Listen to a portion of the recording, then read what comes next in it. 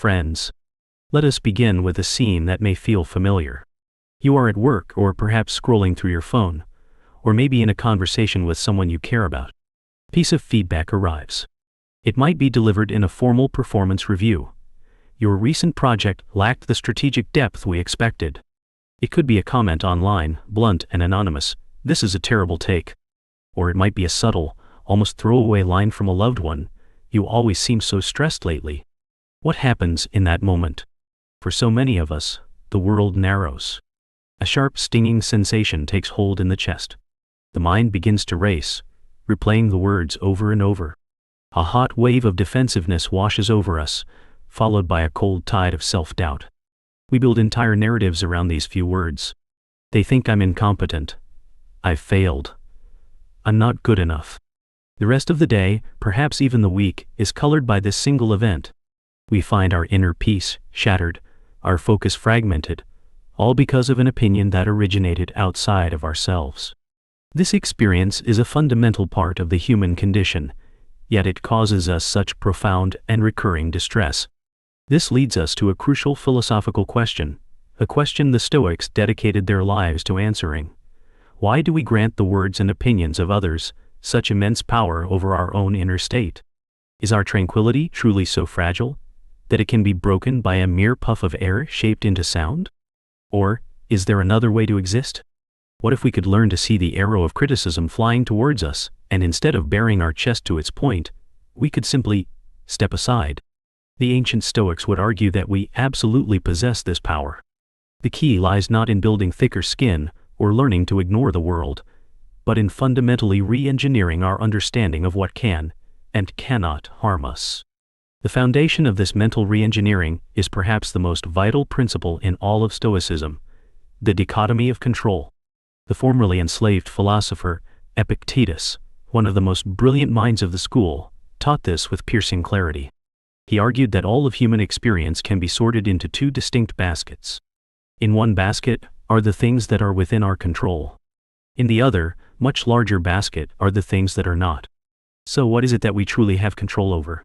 According to the Stoics, the list is surprisingly short and incredibly powerful. It includes our thoughts, our judgments, our intentions, our responses, and our will. In essence, our inner world, the domain of our own reason, logos. And what lies outside our control? Everything else. Our health, our reputation, our wealth, the weather, and most importantly for our discussion today, the opinions and actions of other people. The negative feedback you receive, the words themselves, the tone in which they are delivered, the intention behind them, all of it belongs squarely in the second basket. It is an external event. The source of our suffering, then, is a simple but catastrophic error in categorization. We mistakenly believe that external events, like criticism, have a direct and unavoidable power to harm our inner state. We treat what is outside our control as if it should be within our control, and we suffer immensely when it doesn't conform to our wishes. The key, the Stoics teach, is to relentlessly, tirelessly, and rationally focus our energy only on the first basket, on the things we can actually command. Epictetus captured this profound insight in a line that should be engraved upon the mind of every seeker of wisdom. He said, "Men are disturbed not by things, but by the views which they take of them." Let's pause and truly absorb that. It is not the negative feedback that disturbs you. It is your view, your judgment, your internal story about the feedback that causes the disturbance. The feedback itself is neutral. It is just data.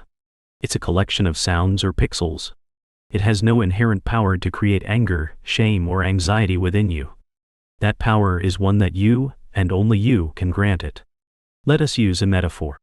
Imagine your mind as an impregnable fortress, what Marcus Aurelius called the inner citadel. Negative feedback is like an arrow shot at the fortress wall. If you understand the dichotomy of control, you see the arrow for what it is, an external object striking an external wall. It makes a sound, it might leave a mark on the stone, but it cannot breach the fortress and harm the commander, your reasoning mind within. But what do most of us do? We hear the thud of the arrow against the wall, and we rush to open the main gate. We pull the arrow inside, examine it from every angle, and then, with our own hands, we plunge it into our own heart. We are the ones who transform a neutral external event into a source of internal suffering. In other words, we consent to being harmed. The Stoic path is the practice of learning to withhold that consent. It is the practice of keeping the gate to the inner citadel firmly shut. Marcus Aurelius, the philosopher-emperor, constantly reminded himself of this in his private journal, the Meditations. He wrote, "Today I escaped from anxiety. Or no, I discarded it, because it was within me, in my own perceptions, not outside." Notice his correction. He doesn't say he was lucky, and the world didn't throw anything anxious at him. He says he discarded the anxiety because its source was internal.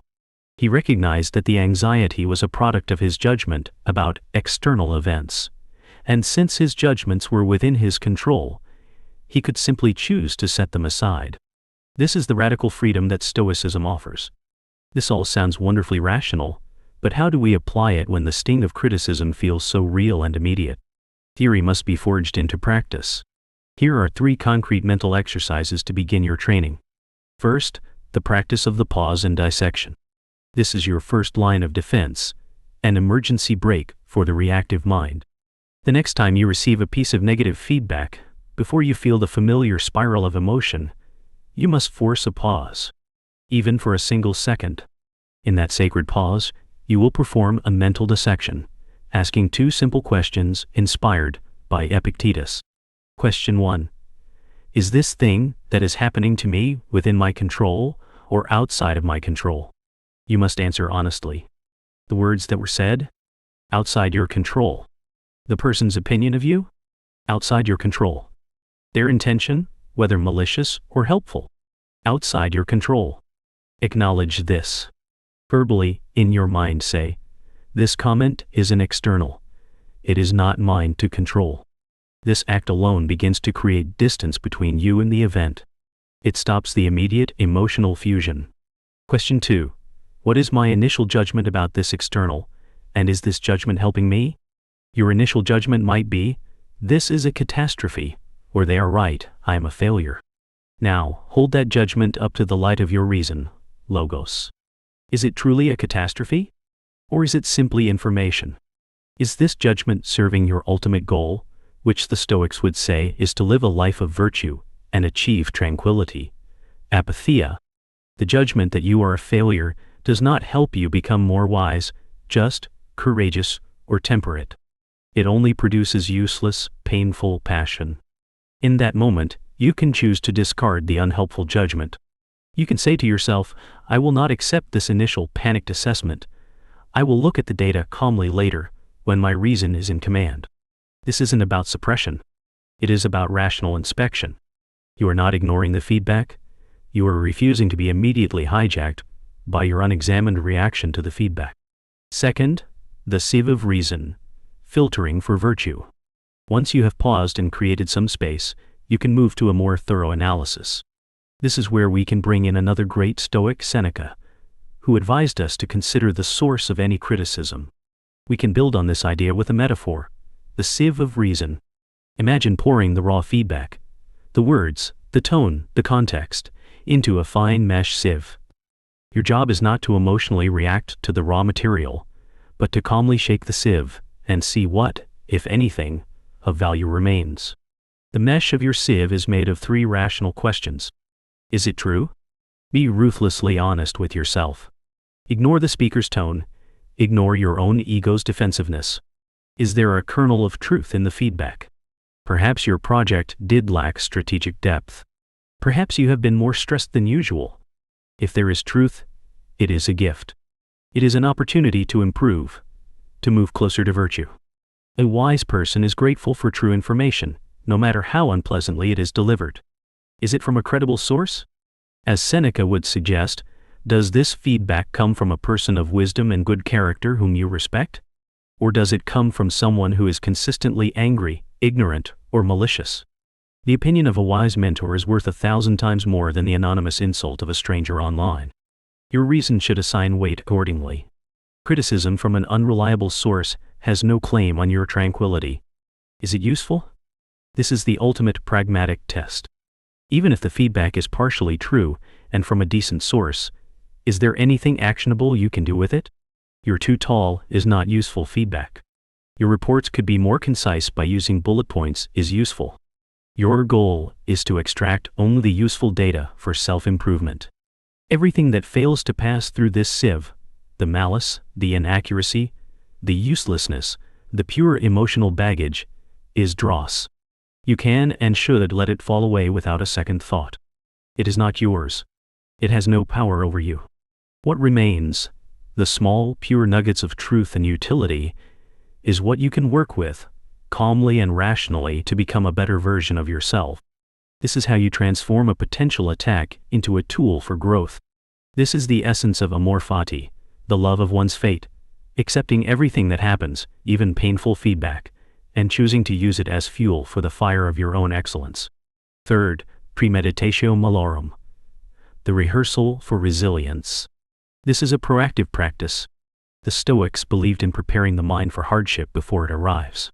This is called premeditatio malorum, the premeditation of events once considered evil. Spend a few minutes each morning or evening, deliberately and calmly imagining, receiving negative feedback. Picture a scenario in detail. Imagine a boss, a friend, or a stranger criticizing you. Feel the initial, phantom sting. Then, rehearse your Stoic response.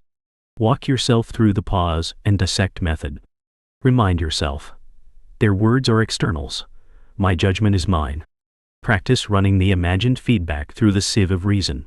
This may sound strange, like you're inviting anxiety, but the opposite is true. You are inoculating your mind. By facing these scenarios in a controlled, rational environment, you desensitize yourself to the shock. When real criticism inevitably arrives, it will feel familiar. Your mind will already have the well-worn neural pathways of a calm, rational response ready to activate. You will have trained your inner citadel's guards, and they will not be caught by surprise. You are preparing for life as it is, not as you wish it would be. You are even practicing a form of memento mori, a remembrance that life is transient, and we shouldn't waste our precious finite time being disturbed by trivialities like the opinions of others. In essence, the sting of negative feedback is not an arrow fired from the outside. It is a blade we forge and wield within our own minds. The key to our tranquility is not a world without criticism, but a mind that has been trained to distinguish between external events and internal judgments. Our freedom lies in the space between stimulus and response, and that space is governed by our own powerful reason. So I leave you with a question to carry with you, fellow seekers of wisdom. The next time you feel the heat of criticism, before you react, will you be willing to pause and ask yourself, what part of this is the external event, and what part is the story I am telling myself about it? Feel free to share your thoughts and your own experiences with these practices in the comments below. The journey is one we walk together. May the light of wisdom illuminate your inner citadel. Until next time,